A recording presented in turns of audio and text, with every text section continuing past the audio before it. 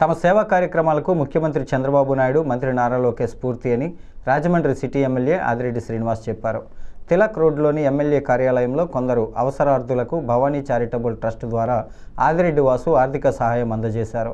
ఈ సందర్భంగా ఆయన మాట్లాడుతూ ట్రస్ట్ ద్వారా అడపాదడపా సాయం చేసి చేతులు దులుపుకోవటమే కాకుండా తమ భవానీ చారిటబుల్ ట్రస్ట్ నుంచి విద్య, వైద్యం, ఇతర అవసరాల నిమిత్తం నిరంతరం ఏదో ఒక రూపంలో ఆర్థిక సహాయం చేస్తున్నామని చెప్పారు.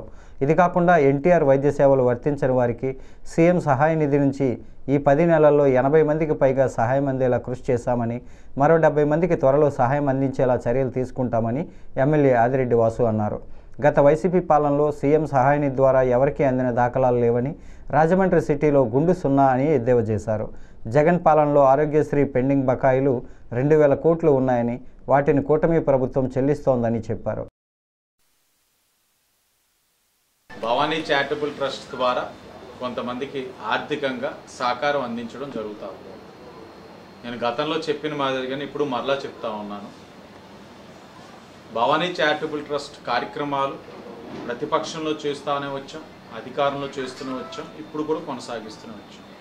ఏదో ట్రస్ట్ ప్రారంభించారు, ఆరంభ సూరుల కింద ఏదో కొన్నాళ్ళు నడిపాం, తర్వాత ఆ ట్రస్ట్ వ్యవహారాలే మర్చిపోయామన్న విధంగా నడపట్లేదు.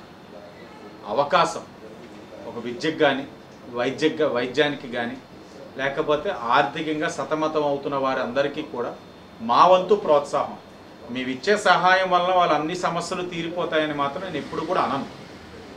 నేను ఇచ్చే సహాయం వారికి కష్టకాలంలో ఎంతో కొంత ఊరట కలిగితే చాలు అనే ఆలోచనతో నేను పనిచేస్తూ ఉన్నాను.